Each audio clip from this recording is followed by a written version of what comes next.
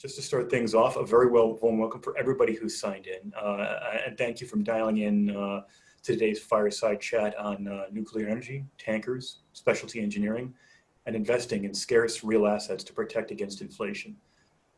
If you don't know already, this is actually part of a series of fireside chats that we're hosting that will touch on a range of topics to do with investing, technology, UN sustainability goals, and a wide range of other topics that to help you keep abreast of what's going on in the world, particularly from an investor's point of view. So if you have any questions at any point, you'll see a little, please don't hesitate to ask them. You'll see a little Q&A function, a little Q&A box down at the bottom of your screen.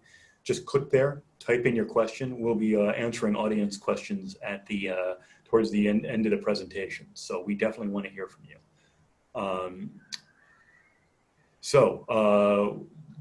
To get things started, tonight's guest is Pyongyang Chan, Director of Tenery Fund Management, who has deep experience in the world of real assets.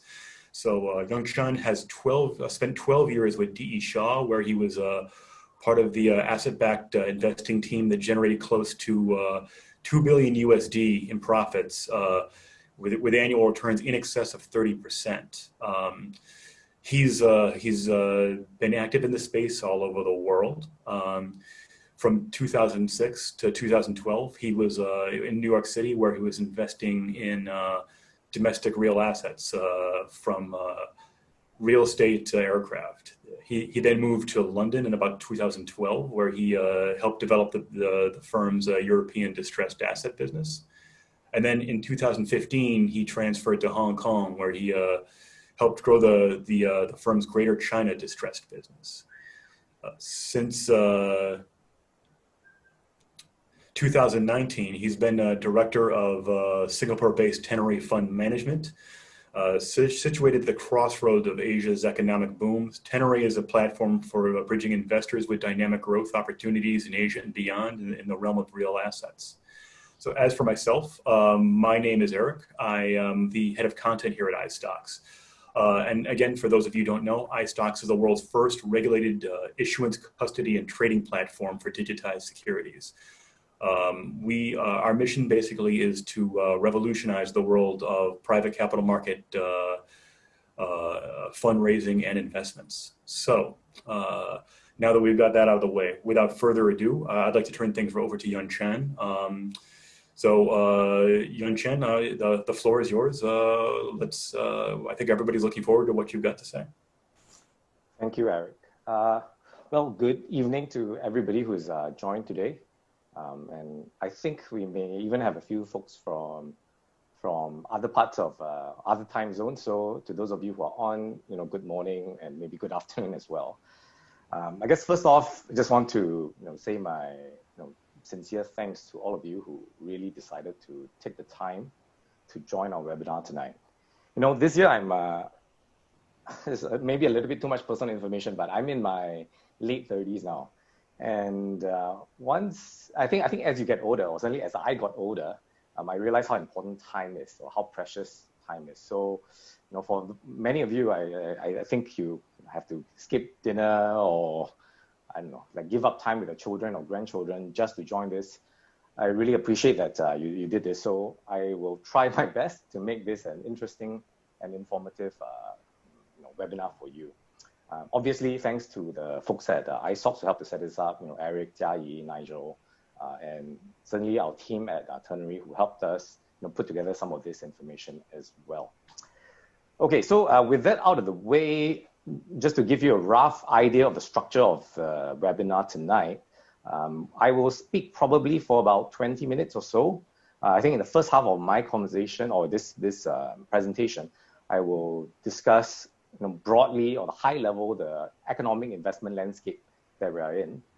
And then in the latter half, I will dive a little bit more deeply into the three investment opportunities that we have highlighted for you. So I hope that works. And then of course, at the end, we will have a Q&A as well. I'm very excited to have the chance to interact with you guys, see what questions you have, what are the areas that you're most interested in. Okay, so let's get started. Okay, before we actually jump into the presentation, what I actually want to do is I want to show you a video. So this is a video of Warren Buffett. You should know who he is, I think. Earlier this year at the shareholders meeting, he was fielded a particular question, and this is his response, and I just want to share it with you. So what was the question? The question that was posed to him is, in the event that interest rates in the United States go negative, because it's gone negative in many other countries, what are the plans of Berkshire Hathaway? So let's watch what he has to say. Jia Yi, can we show the video, please?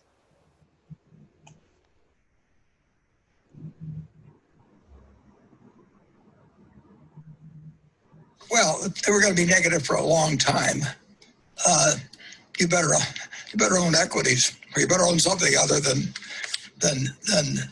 debt. I mean, it's remarkable what's happened in the last 10 years. I've been wrong in thinking that you could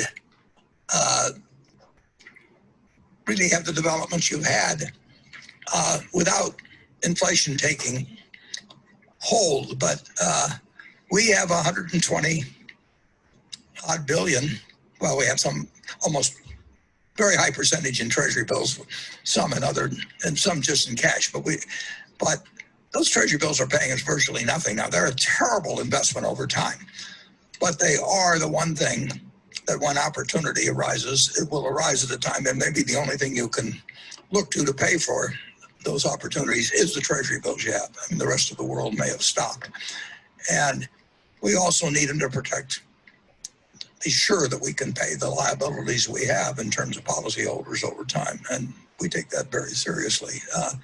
So if the world turns into a world where you can issue more and more money and have negative interest rates over time, I'd have to see it to believe it, but I've seen a little bit of it. I've been surprised. So I've been wrong so far. I do not think that, I don't see how you can create, I would say this, if you can have negative interest rates and pour out money and incur more and more debt relative to productive capacity, you'd think the world would have discovered it in the first couple thousand years rather than just coming on it now. But we will see. It's probably the most interesting question I've ever seen in economics.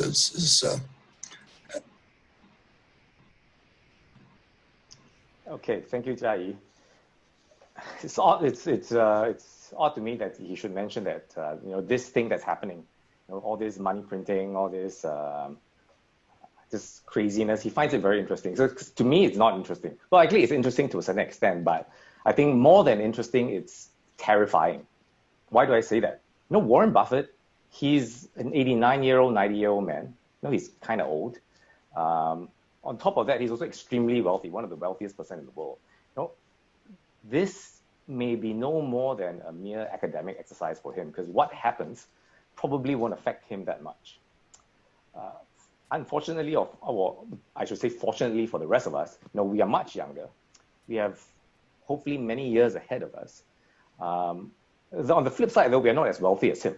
So the implications of monetary policy, of fiscal policy, are very profound, because the implications on what happens in the world that we live in and how we invest our money is going to affect us, it's going to affect our savings, it's going to affect our loved ones, like whether we can provide for our loved ones. It's truly, truly profound. So it's to me, it's really worrying that somebody who is certainly one of the greatest investors in the world is sitting there basically tongue-tied and befuddled and not sure of what's the best way to invest. So I think that's like the context of the investing world that we are in right now. Okay, so now that we've seen the video, let me just jump right into the slides, because I'm just going to jump through it very quickly.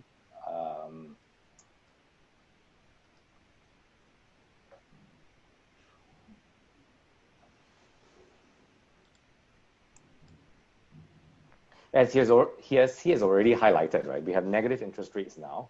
This chart is from the BOE. The rates are the lowest ever in recorded history. So this goes back nearly 5,000 years using data from the Babylonian Empire way back when. Pretty incredible, really pretty incredible. But besides negative interest rates, and again, we have this happening in Japan, in Europe, in Switzerland, even for companies like corporates like Nestle can borrow at negative interest rates. Besides negative interest rates, what other just odd or difficult to understand stuff is happening in the financial markets? Let's see. So first off, we have pretty extreme valuations. Depending on which metric you are using, one could argue that the stock market today is trading at a value or a valuation that is even more extreme than the peaks in the 2000 tech bubble. In fact, right now we're using Zoom to communicate, to have this wonderful webinar. I think, if I'm not wrong, Zoom is trading between 240 to 250 US dollars per share. And that translates into something like maybe 90 or 100 times price to sales. What does that mean? That means that as a shareholder, if you assume that Zoom, firstly, does not need to pay taxes, if you also assume that Zoom does not have any costs, don't have to pay the employees, don't have to pay for technology, rental space, all that kind of stuff. And finally, if you assume that they return all of this cash that they generate to their investors or shareholders every year, it will take you 100 years to get your money back if you invest in Zoom now. Rampant speculation. So this is actually a chart of Kodak. We have all used Kodak film, I'm sure, before. So in a matter of 2 or 3 days, the stock went from $3, around $3, under $3, to $60. What happened? There was an announcement that they had reached, in principle, a loan agreement from one of the US federal agencies. Just on this one news, a stock that has been trading at $3 for the better part of 3 years, skyrockets 20 times in 2 days. Of course, it has come down. You can see that it's come down a little bit. But if this is not speculation, to be honest, I mean, I don't know what this is. I mean, this chart is more incredible than some of the Bitcoin charts that we have seen, crypto charts that we have seen. And of course, finally, we also have fraud. I mean, these are names that I'm sure many of you would recognize. We will see more, I think. I think we'll see more in the years to come. So now, why did I talk about negative rates and extreme valuations, rampant speculation, and of course fraud? Why did I mention this at the start of this webinar? Because actually there is a common thread that threads all of them. And in fact, it was something that was alluded to by Warren Buffett earlier in the video. And this is, for lack of a better word, I'm going to use money printing. Of course, I mean, this is a slightly careless way of using the term money printing. But firstly, we have tremendous amounts of monetary easing. So you can see from the chart, this is just a Fed balance sheet. After the global financial crisis in 2008, they increased the balance sheet fourfold, from 1 trillion to 4 trillion. So it's about 3 trillion, but it took 6 years to do it. 6 years. This time around, after COVID, they jacked it up another 3 trillion in a matter of 3 months. So instead of, 500 million per year, now they have increased it to 1 trillion a month. It's absolutely incredible. Besides this, take a look at this chart, which I actually took from McKinsey. It just compares the amount of stimulus that has been introduced as a result of COVID versus the amount of stimulus that was introduced in 2008 after the financial crisis, which was, of course, many of you will remember was pretty harrowing times. I mean, it's not even close, the amount of stimulus that we are engaging in right now. Again, from McKinsey, thus far, if we sum up both monetary stimulus and fiscal stimulus, it's about USD 10 trillion and counting. So that number is only going to keep going up. And you can just take a look at the chart. I mean, some parts are in light blue, some parts are in darker blue, but that's not as important as the fact that this is a global phenomenon. once upon a time, a number of years ago, there was lots of quant QE that was happening in Japan because they were trying to stoke inflation. And that was very much a localized thing. Take a look at this chart. This is not a localized thing at all. This is absolutely a global phenomenon. And again, if I go back to the video that we watched, those of you who are, again, familiar with Warren Buffett, those of you who have heard him speak, you recall that he's a very charming guy. Actually, most of the time he's very witty. He can tell jokes. He's got nice stories up his sleeve. But I don't know, if you ask me, it struck me that he was a little bit uncomfortable. Like he was sitting on ants, like he's got ants crawling over him almost to a certain extent.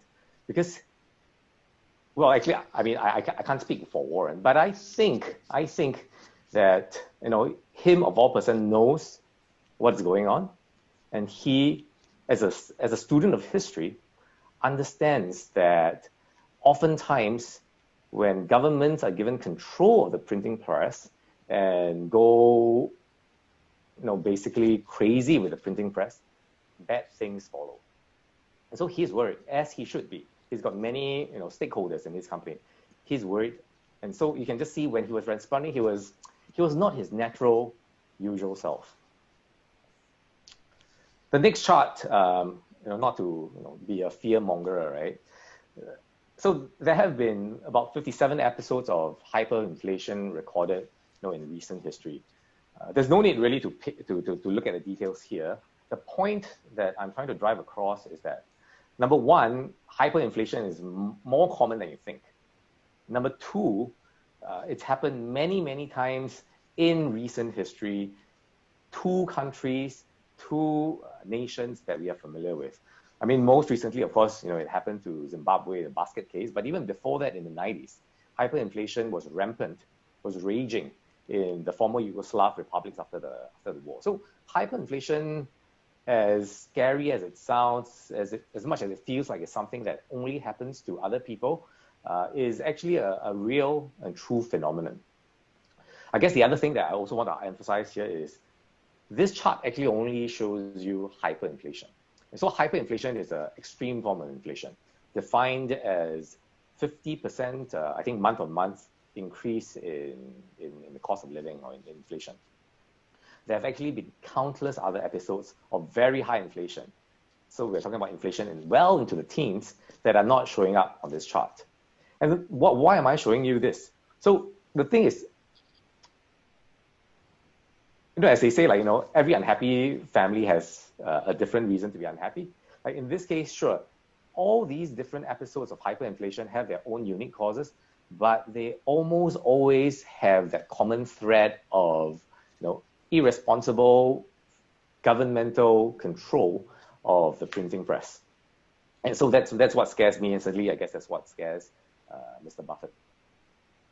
So the next chart, the next paragraph, maybe we should just take a few seconds, 10, 15 seconds to read through this. This is actually from The Economist, and then I will go into it after that.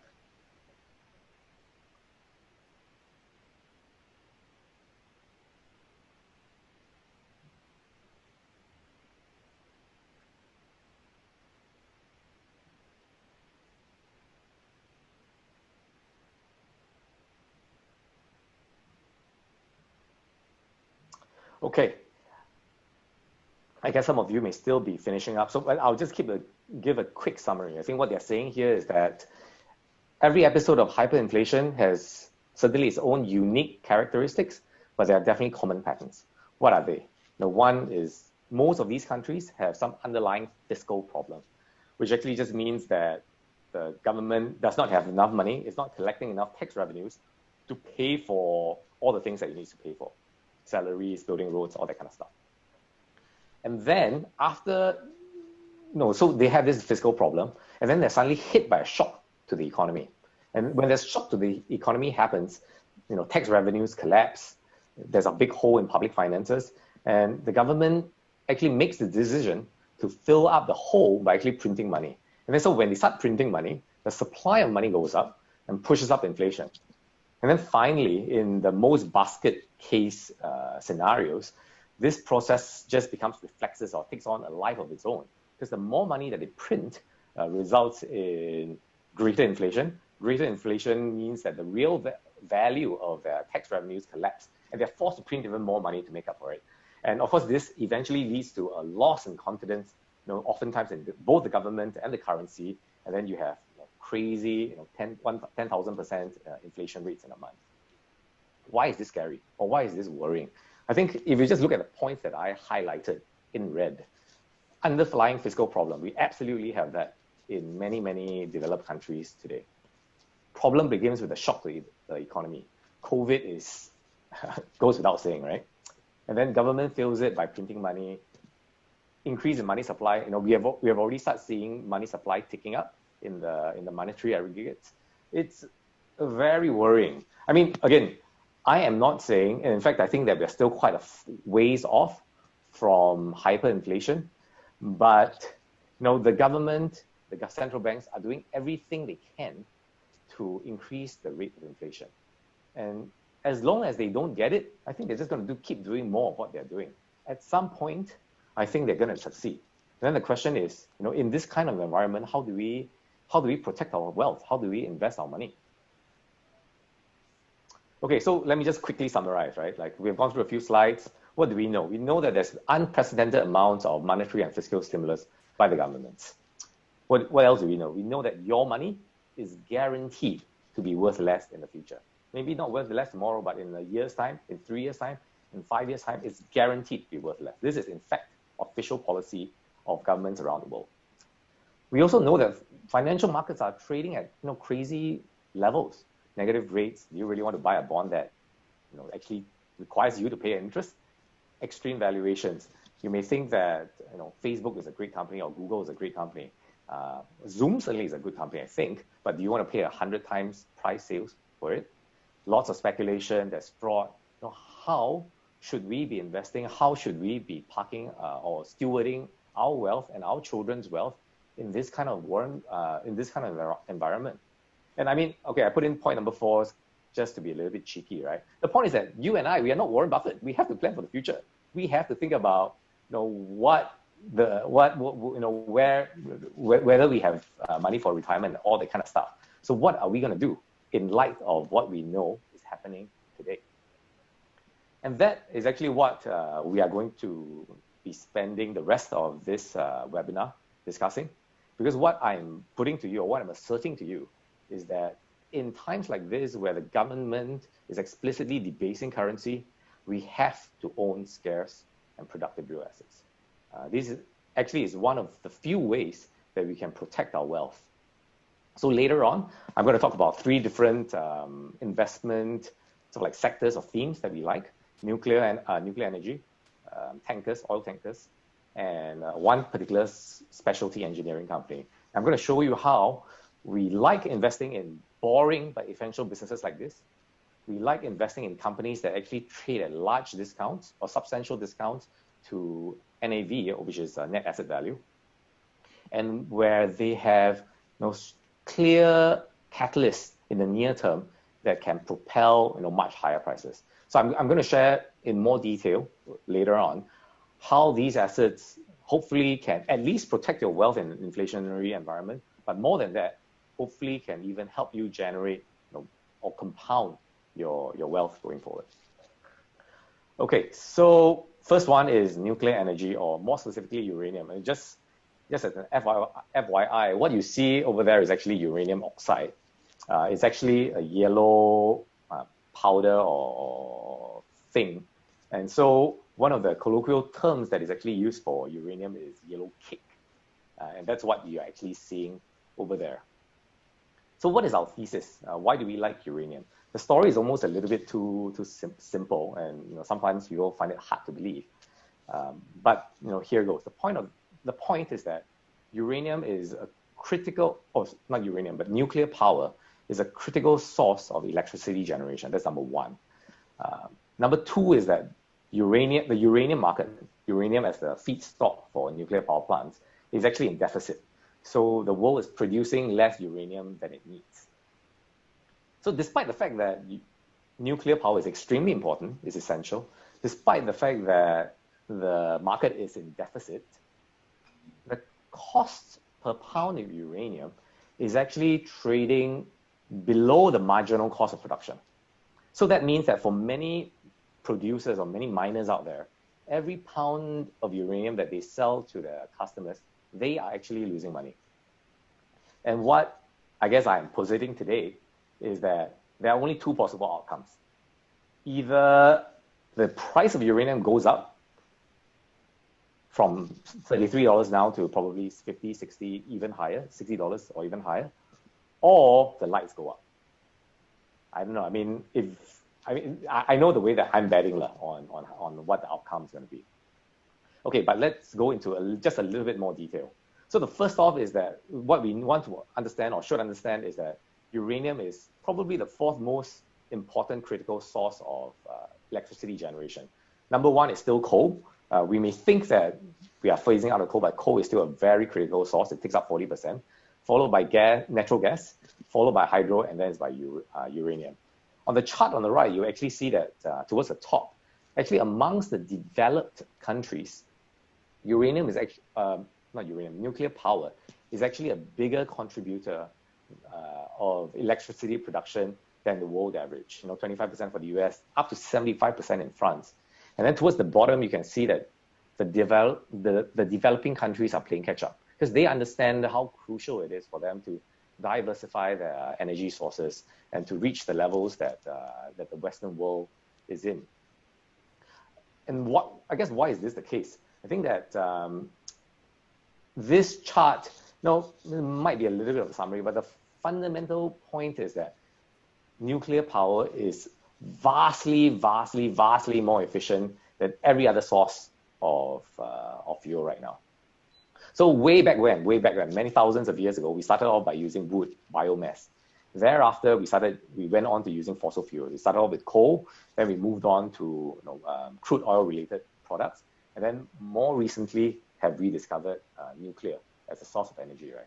And over the course of history, civilization has developed by going from less power dense sources of energy, i.e. like wood, to far more dense sources of energy. So I think that the trend towards using something like nuclear is, to be honest, is inexorable.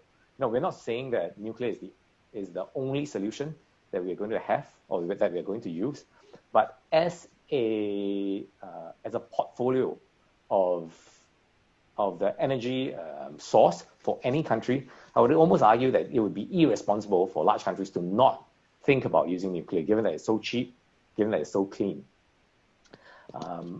If I may just digress a little bit here, I think climate change has been a topic that is on many of our minds. And just in the earlier chart, we have seen how coal is still the biggest source of electricity production. So this is the anecdote. So what happened in Germany? In Germany, they actually decided that they are going to phase out nuclear power. This was after Fukushima. They're probably going to change their minds, but they decided to phase out nuclear power. And after that, because they started phasing out nuclear power, they actually have to build more coal-fired power plants. So they're actually going from a more green world to a less green world. Frankly, if you ask me, if we are going to reach our climate goals, whether it's 2030 or 2050, nuclear is an indispensable mix within the source that we are looking for. So, if I may summarize again, we have a fuel source that is absolutely essential for electricity generation. We have a market that's in deficit. So I think the numbers are something like 140 million pounds produced every year versus 180 million pounds consumed every year. And by the way, the demand is actually increasing because China, India, Russia, they're building more reactors. Despite all of this, the price is below the marginal cost of production. So again, at a minimum, I think in 1 or 2 years' time, we're going to see the price of uranium go up from $33, $32 now, closer to at least $50, $60 in order to incentivize producers to start producing more, in order to incentivize producers to actually look for more uranium. So without being too bombastic, I actually think that there is a very good chance for a bull market in uranium and in uranium producers going forward. Finally, the last chart I wanted to show you about uranium is that there was actually a bull market about 15 years ago, thereabouts. During that period, prices went up from probably $10 a pound to about $100 a pound. It went up nearly 10 times. I'm not saying it's going to go up 10 times this time, but I think it's going to go up at least 2 or 3 times. And during that particular bull market, some of the companies that are in this space, for example, chemical, went up 12x over that period of time. So this is kind of like the type of investments that we like. There is a extremely compelling fundamental story backing it, and there is tremendous potential for upside. I finally also should add that because we are buying a lot of these companies at relatively distressed prices, the downside is also quite limited. So to be honest, if you ask me, like, what's not to like about uranium? But I'm sure many of you have lots of questions. Please put it into the Q&A. We'll try to address them, or as many of them as we can later on. Okay, after uranium or after nuclear, next up, I want to talk about crude tankers. So crude tankers are, very large, vessels, so you can see in the photograph, that are responsible for transporting the bulk of seaborne crude. Well, actually, I think all seaborne crude. Right now, we are invested in the company, in an Oslo-listed company. Actually, we're invested in a few companies, but the one example that I'm giving you, unfortunately, I'm not allowed to share the name. It is, I think, was it last week? No, yeah, last week, it just paid a Q2 dividend of 10%. In Q1, they paid a dividend of about 8%. Q3 probably will be a little bit weaker, but Q4 usually is the strongest month for these shipping companies. So I'm buying a company, or we own a company that will pay us close to 40% just in dividend yield in 1 year because they are making so much money. So on top of that, on top of the high dividends that they are able to pay because of the copious cash flows that they are generating, the company actually only trades at less than 60% of net asset value. What does that mean? So for those of you who may not be familiar with the terminology, what it means here is that you can actually, if you took the company, you sold all the vessels, you paid off all its debt, you paid off all other liabilities, the amount of money that's left over for shareholders will be nearly two times what you paid for it in terms of the share price. So again, to me, it's almost like a no-brainer, except that, of course, there is a catch, right? Naturally, we have to ask the question, why does such a good bargain exist? Like, good bargains like this should not exist. As a lot of economists say, there should be no free lunch. You shouldn't be able to pick up a dollar bill on the road. Why does this opportunity exist? So if we jump to the next slide, okay. Well, oddly or coincidentally enough, the tankers, crude tankers, or shipping as a whole, actually had a long bull market in 2003 to 2008 as well. This is a share price of Frontline. Share actually went up 30 times because of just huge demand for shipping, whether it's iron ore, for crude oil, from the emergence of China as a financial superpower. So what's the problem here, right? Why am I showing you this chart? Well, how did this lead to the particular opportunity that we have ahead of us?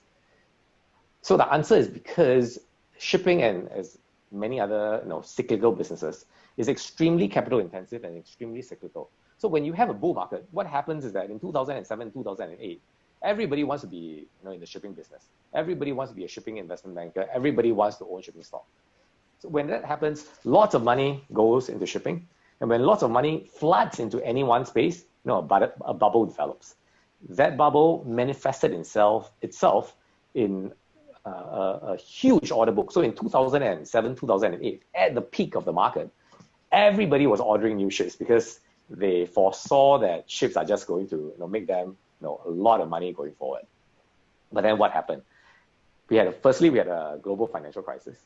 And then into the global financial crisis, you had all these ships that were being delivered. So you had a tremendous supply and demand imbalance that was generated by the bull market before that, prior to that. So for a long period of time, ship owners, tanker owners were barely breaking even. In fact, many of them were losing money. Some went down. Some had to issue new shares. And so for a long period of time, nearly 10 years now, the market has just been in the doldrums. And so now, after 10 years, nobody wants to be in shipping. Nobody wants to be a shipping banker because nobody wants to issue shares. Nobody wants to lend money to ships. Nobody wants to build ships. So what do we have? If you look at this next chart, well, I guess this next chart just illustrates what I was saying. Right in the middle, at the peak, is where the orders were the highest. Everybody wants to buy ships when at the peak of the bull market. And right now, at the point where I would argue is very close, if not even beyond the end of the bear market, nobody wants to buy ships. Like, nobody wants to talk about ships at all. In fact, if you check with your investment bankers, there are very few shipping analysts, very few people who cover ships, because no investors want to look at this space. And that's why it exists. Because this sector is so cyclical, because investors have been burnt for so long by shipping companies, they no longer want to touch this space at all. Except that the people who have done their homework, the people who have actually started digging into these companies, will realize that actually charter rates have gone through the roof. Or actually, they've come down a little bit, but last year, they've gone through the roof. Earlier this year, after COVID, they went through the roof again. And if you ask me, these are just signs that the market is jittery. The market is concerned that the market is undersupplied. So this is sort of like our second idea. Like, we like these companies because, number one, we can buy these ships at a discount to what it costs to actually buy a new ship. They are making a lot of money, and because they're making a lot of money, they're actually paying you dividends, which basically reduces your cost basis every quarter. And then we just wait. We're basically being paid, again, like I said, 30%, close to 40% dividends a year to wait for the resumption of better times for shipping investors. Okay, finally, this is not so much a sector-specific idea, more one company or unique company idea that we have. So this is a UK-listed specialty engineering company. You can see from the chart, I sort of like have three different pictures there. They're in three main business lines. The first one is the provider of emergency services. What does that mean? They provide fire rescue. They provide firefighting services. They also provide a lot of offshore oil and gas related support and transport services. That's the first line of business. Second line of business, the guy with the hard hat. They are actually involved in the entire life cycle of the civil nuclear business. So what does that mean? And this is completely unrelated to our earlier thesis, by the way. They are involved in the design, build, maintenance, and eventual decommissioning of nuclear reactors, right now primarily in the UK. And then the last line of business is in defense. So they are contractors to the UK government as well as the Canadian, Australian, and a few other Anglo-Saxon governments for the maintenance, upkeep of a lot of their military facilities as well as military aircraft, vessels, vehicles, things like that. Underneath the pictures, I have a little bit of the metrics. Like, number one, we can buy this company at 30% off the NAV. Number two is trading at relatively, I'll say it's very low PE, P of 5. It's paying, its dividend is not that high, but it's paying a dividend. So why do we like this company? It's actually quite simple. Number one, they provide critical, essential services. Just like as in COVID, essential services still have to continue. For them, I would say the bulk of their business, 80% of their business is absolutely mission critical. They still have to, go to work. So that's very important because we don't want to be in a business that has to suffer the vicissitudes of the market. That's number one. Number two, obviously this business has very high barriers to entry, right? Number three, they also what was I going to say? No, they also own a lot of real assets. I mean, as you recall, this webinar is primarily about real assets. They own, I believe, about 500 aircraft that's sitting on their balance sheet. So to a certain extent, like what you're buying, you're actually buying those, you're actually owning those aircraft, and then you're kind of like getting all the other businesses for free. Finally, I mean, this business actually it's not a growth business, but it is a pretty stable margin business. So if you can have long contracts from the US, from the UK government, you are earning a very respectable 10% margin. You know for a fact that your services are needed.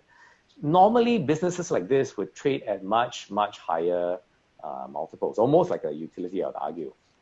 So I actually think that owning a business like this is akin to buying, almost close to buying like a UK government bond, like UK gilts, except that instead of getting 1% interest, you're getting about 3% dividends, and then on top of that, you're effectively earning a quite 15 to 18% earnings yield on your investment. Again, if I were to just look at these numbers, I think that is a fantastic business. But as usual, what's the catch? Like things like this don't just happen, right? These things should again trade maybe at like 10, 12, 15 times PE rather than at 5 times PE. So what's the cause of the low share price? Firstly, to give you some background, number one, this company, long track record of making money. You can see here, up till the last 2 years, they increase their earnings every single year. Again, points to the fact that this is a reasonably good business to be in. This is not a great business.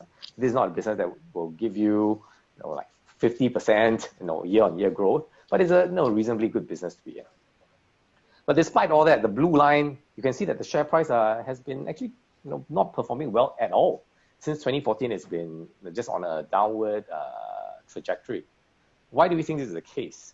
So I think primarily because the company suffered a series of what I would consider to be negative catalysts. At the peak of their share price in 2014, firstly, they made an acquisition that was just widely deemed to be overpriced. So thereafter, this is in 2014, you can see from the chart. Thereafter, the share price has been punished by investors. 2016, Brexit, again punished by investors.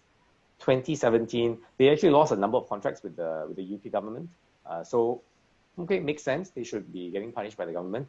Finally, they got attacked by one particular short seller. In fact, not even a very famous one, but they got attacked. So just these whole series of things is just like, 1, 2, 3, 4 punches that just, took the winds out of the sail for this particular company. So there's actually a good reason why the share price has been falling. I guess my point, or what I think, is that we're very close to an inflection point where we think that things are going to change. And why is that? Because just in July this year, they replaced their CEO. And the CEO was somebody who has a long track record of success. His last achievement, in fact, was to sell a competitor to this company, one of the competitors to this UK company, to a US private equity firm for about $4 billion. So, he's good at his job. He knows what he's doing. He's been in this space for a long time. And now he's hired to come in to right this ship. And what has he done thus far? Well, some of these are out there, some of these are not, but I think we can expect that he will be just wiping the slate clean. He probably will write off some of the bad investments that they had from prior years, change the management. But no, so actually we are not yet invested in this company, but we think that we're very, very close to the point where it's time for us to start dabbling in, because there's a very, very clear catalyst for improvement in the outlook. And I think very importantly, something that we've noticed also is that the new CEO has been buying shares on the open market. So at least he's putting his money where his mouth is. So that's, all of these are good things. Well, I guess again, in summary, this company, we can buy it at discount to NAV. They have backed by real assets. They're in a business that is very hard to penetrate, providing critical services. is almost government, pseudo UK government like returns or cash flows. We just think that this is a good business to be in, and it shouldn't be trading at a 5 times multiple. It should be trading at 10, 12, maybe even 15 times multiple. Okay, so I think we've taken a long time to go through all of that. Just want to conclude by sort of emphasizing, we live in a time that is very strange. Governments are explicitly debasing money. You know that your USD or your Sing dollar or your Hong Kong dollar is going to be worth less going forward. Yet at the same time, it's very, very hard to find compelling investments or investments that you would be okay with putting money in and not have to pay attention to, because you're just worried about what's going to happen, right? So what should you do? Well, to be honest, I can't tell you what you should do. What I can tell you, what we are doing with our own money, is that we think that given the outlook, we have to be owning real assets, productive real assets. And the way that we are expressing this view is by buying very good companies, but companies that are boring, that own high quality, productive real assets, hopefully assets that are scarce, and most importantly, to buy them because of some dislocation in the market, because then we can buy them at a cheap price. And by owning these assets or by owning these companies, at a minimum, is going to protect us or protect part of our portfolio against higher inflation levels going down the road. And in, I guess, a more happy scenario, we can see tremendous compounding of our capital if we see, for example, uranium going up far above their marginal cost of capital when people finally acknowledge that tankers are good investments. Okay, so I think with that, I will return the mic to Eric. Thank you. Thank you, Young Chan. Really fascinating discussion there. So I'd just like to remind everybody, if you have questions, please don't hesitate to send them via the Q&A app at the bottom of your screen. We'll be answering those shortly. And we've also got another quick poll question for you, which should be coming up on your screen very, very shortly. So just do take a few moments, maybe fill it out, let us know what you think, and we'll be continuing this discussion in just a few moments.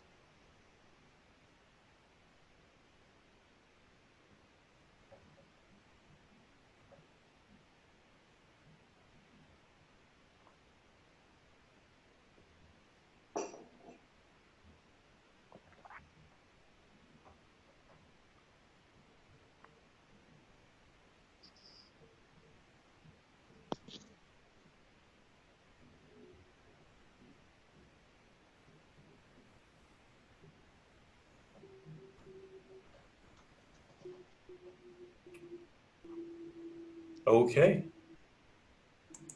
let's see what we've got. So it looks like quite a few of you are very interested in sustainable funding. Thank you so much for taking part in this. I also see it looks like logistics and winery and vineyard financing were quite popular. So again, thank you, folks. So before we turn the floor over to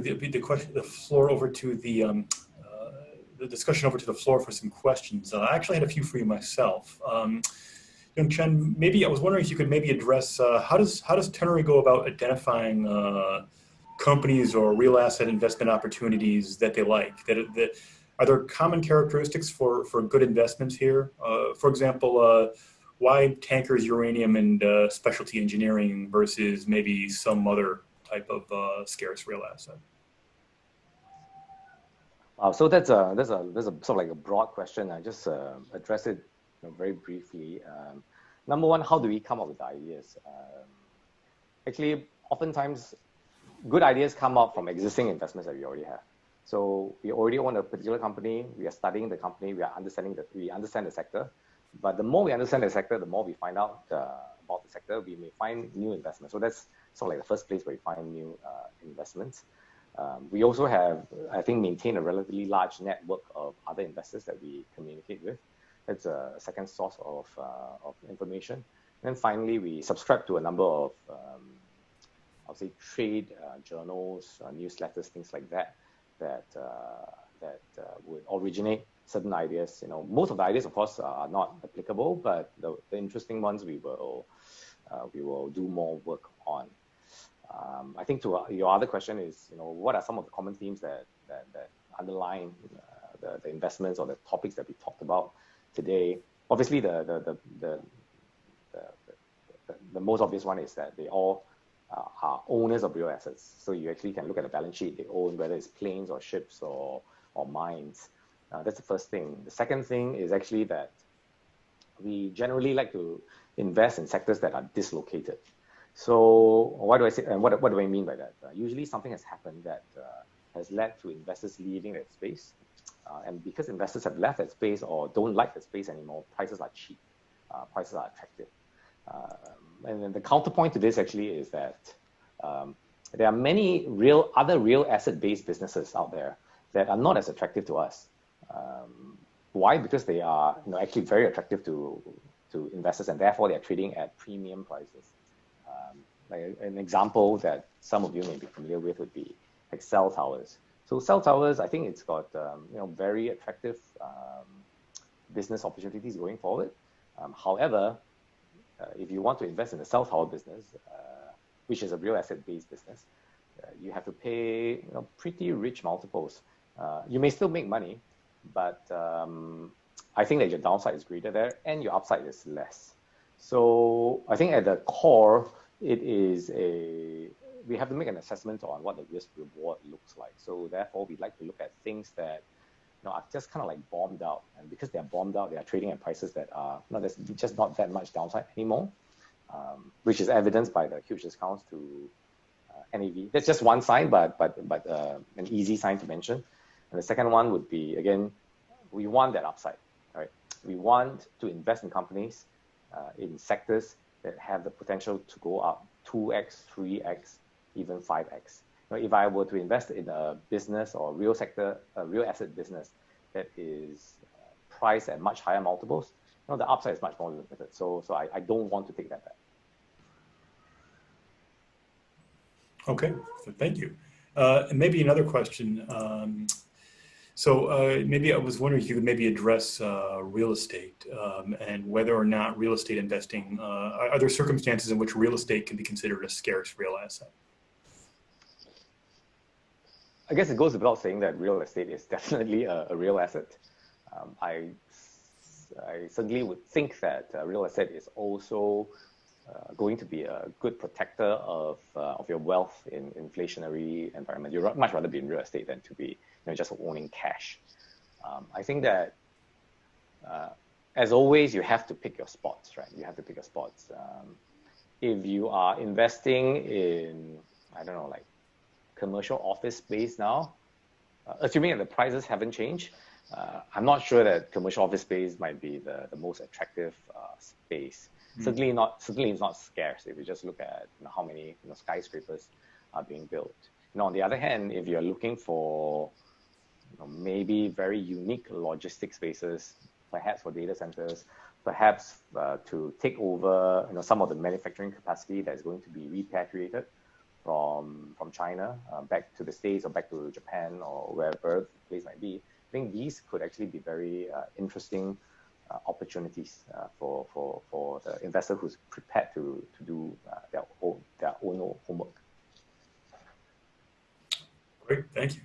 So folks, we've got time for one more quick poll question. It should be popping up on your screen shortly. And then we'll open the floor up for discussion and questions from you. So 2 questions this time. First, how was your session? Have you enjoyed today's webinar? And 2, at this point, would you consider investing in scarce real assets? So we'll just give it a few moments, let give people a chance to respond, and we'll continue.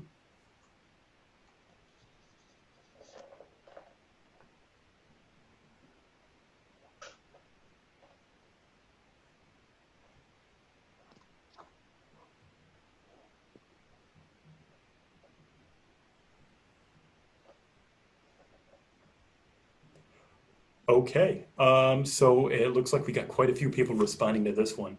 So in response to how the session was, looks like everybody's is finding it useful, which is great to hear.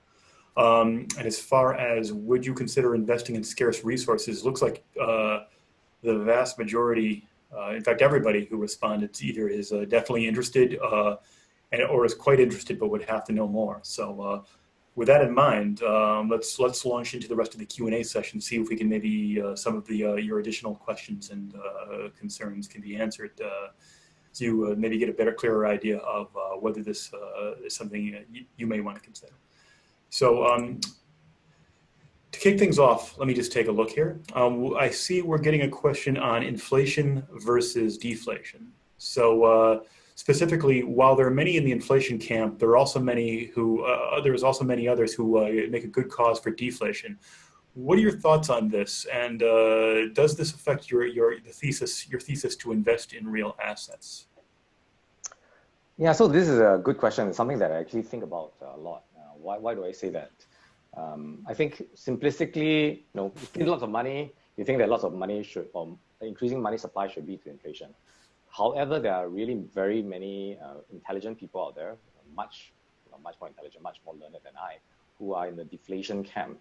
And what's their argument? Their argument really is that we live in a world that is extremely indebted, very, very indebted. If we sum up, government debt and public and private debt. And when a country or when a nation is so heavily indebted, it acts as an anchor or a drag on growth.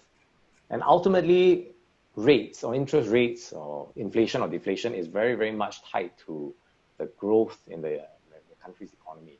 So if you have lots of debt, if these countries are going to be dragged down by their heavy levels of indebtedness, it's not likely that growth is going to be high. And if growth is not going to be high, then inflation probably isn't going to be too much of a problem. So I can definitely see where the argument is coming from. I think that to address this question more specifically, what I will say is that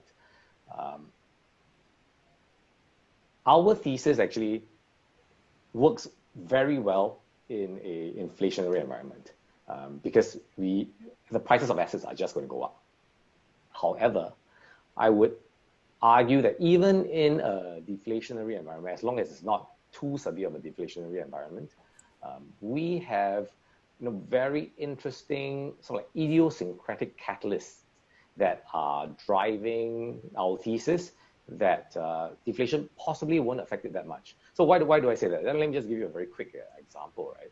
COVID obviously should be a deflationary event, but what happened during COVID? Because of COVID, a lot of mines had to be shut down. A lot of uranium mines had to be shut down. And when that happened, the prices actually went up. So, weird things like this can happen.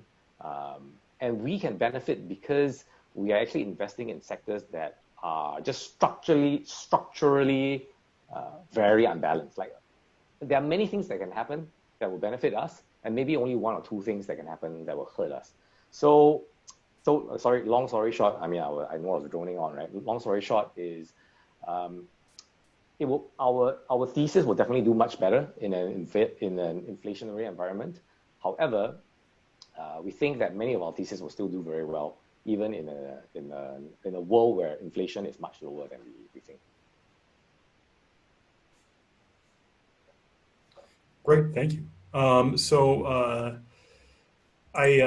seeing another question come in here. One moment, let me pull this up.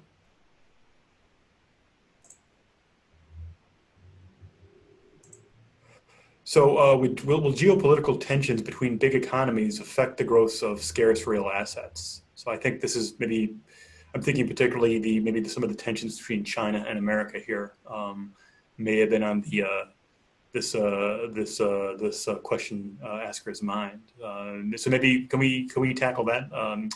What do you think how do you think this may shake out in terms of so this is a very tough question to answer, and I'm certainly not a geopolitical expert, but I think again just drawing upon what actually happened. So our investment in tankers, for example, last year when the US sanctioned COSCO, so COSCO is a large Chinese shipping company. When they sanctioned COSCO, charterers basically decided en masse that they're not going to charter ships from COSCO. And what that means is that actually supply is taken out of the market. So immediately, prices went from something like, well, the charter prices for VLCCs went up from something like $20,000 a day to nearly $200,000 a day. So that was, something that happened that actually really benefited us. I think, again, the point that maybe I should be emphasizing here is that it's very, very hard for us to know how geopolitical developments will actually take place. And even if we knew what's going to happen, it's hard for us to predict how they will impact our investments. However, I think that if we are buying or if we're investing in companies that firstly are cheap, and secondly, benefit from certain supply and demand tailwinds, little things can happen that you don't expect to benefit you, can actually benefit you. Like even in COVID, like COVID probably should affect growth, should affect consumption for crude oil, right? But what happened?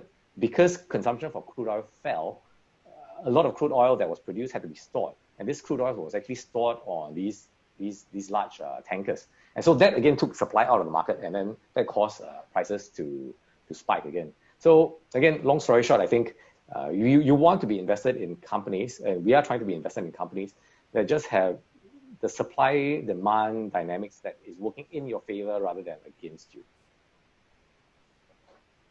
Great, thank you. So we've got another one here. One of our attendees is asking if uranium supply, if uranium exceeds its supply, and why have prices been depressed below production cost? What stopped producers from raising their selling prices? So this is a good question, right? I'm just thinking about how much detail I should be going into. And it's naturally a question that we ask ourselves, like, what did we get wrong, right? Like, if the market is undersupplied, prices should correct already. Why haven't they? So there are two main reasons. Number one is that actually for a long time, there was a lot of secondary inventory. So secondary inventory is actually, so even though you produce 140, there was at least another 40 that could be sold from stockpiles in Japan, stockpiles in Russia, that were being sold to utilities to fulfill their needs. So that's the first reason. Second reason is actually more esoteric, which is how these contracts are actually structured. So many of these utilities will buy uranium on long-term fixed price contracts. Why is that the case? Because they want to have assured delivery of uranium. I mean, they can't turn off the power plant. So they want to know that they have enough uranium to supply their power plant for the next 5 years or 7 years, as the case might be. So actually, many of them have already been locked into long contracts from 2008, 2007, 2009, or before Fukushima. So those contracts haven't expired. So because they haven't expired, there was actually no need for them to come back to the market to basically strike new contracts. And therefore, there actually is a lot less price discovery than you would think, or at least price discovery is not as instantaneous as it is in other types of markets. But what has changed though? So what has changed is that there is clearly a lot less secondary inventory on the market. And we already know that a lot of the big producers like Chemical, like Kazatomprom, they are actually choosing to close their mines because they're losing money from operating those mines right now. So they are actually further taking supply out of the market. So again, I don't have a crystal ball. I don't actually know exactly how much secondary inventory there is, but just judging by the fact that prices are moving up. So prices went from $18 at the lows to now it's about $32, $33. Judging from the fact that Kazatomprom, Chemical, and other big producers need to now buy from the spot market to fulfill their requirements because they are not producing enough themselves, I would wager that we are, very close to the inflection point. And again, sort of like the inflection point is, no, not the inflection point, but I think that the sustainable cost price for uranium oxide needs to be at least around 50 to 60 USD a pound. to exceed the marginal cost of production, and then obviously to further incentivize more production, you need it at an even higher level. So I won't be surprised if uranium exceeds $100, in time to come. Great, thank you. So I think we've got time for a few more questions here. Folks, just a reminder, if you have them, still have any questions you haven't asked, do send them our way. We'll have time, I think, for maybe one or two more. I think for our next one,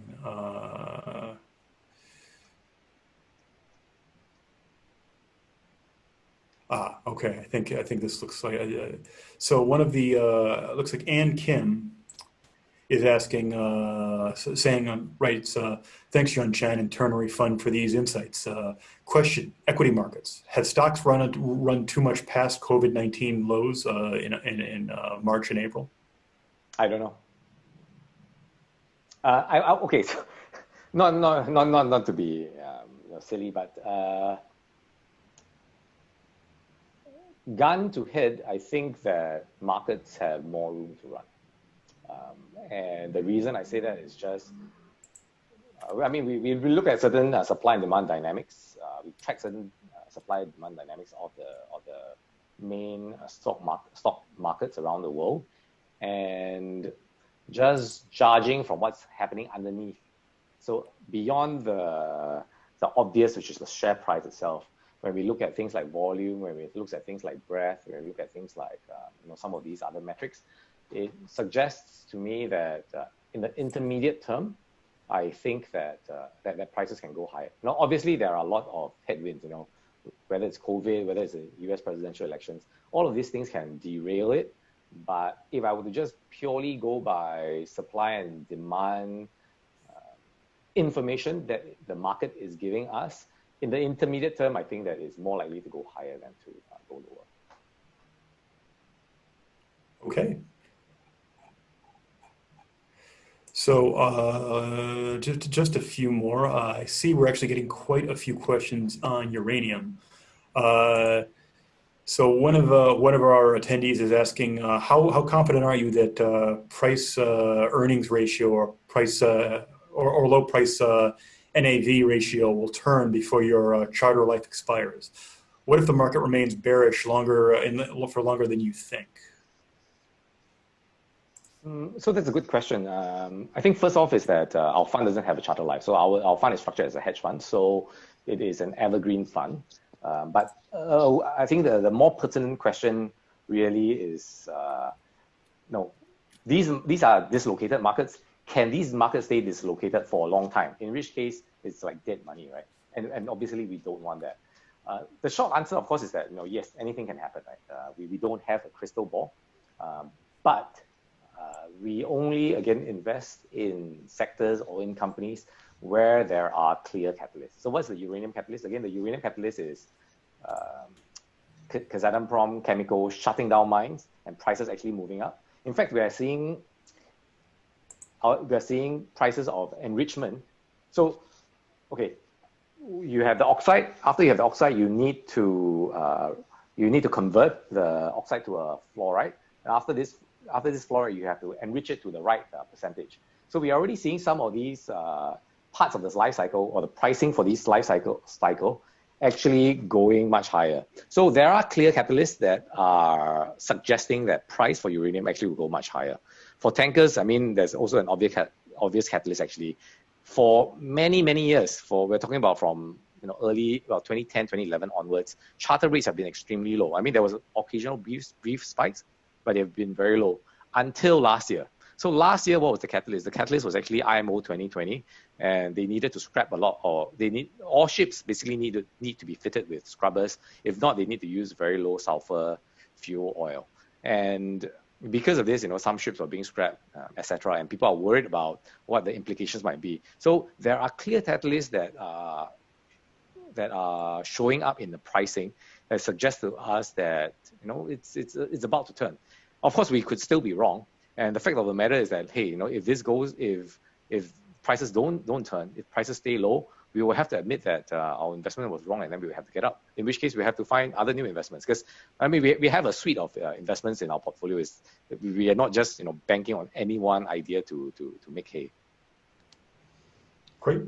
So just two more questions. We're getting a lot on the uranium side of things. So one more question on that.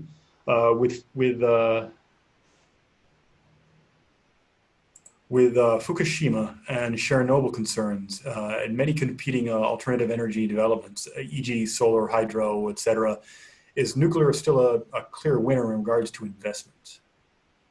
Nuclear is a clear winner if you want to talk about, again, its power density. There is no doubt that nuclear is, per weight, per gram or per kilogram, whatever, it just produces much more energy because it is a nuclear reaction as opposed to a chemical reaction that the other processes rely on.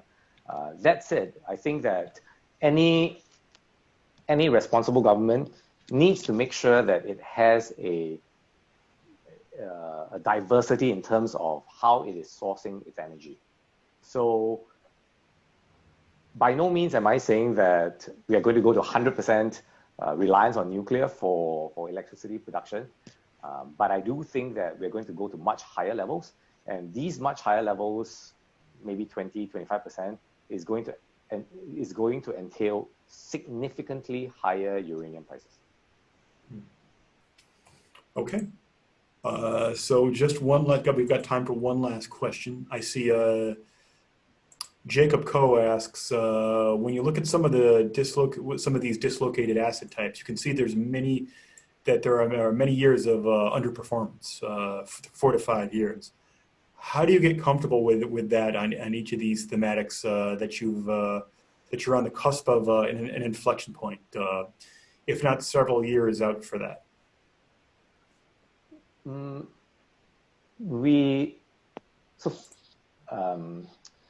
So first off, what I'll say is that our investment theses are not short-term overnight investment thesis. I'm not saying that uranium will go from $33 to $60 in a month's time. That's number one.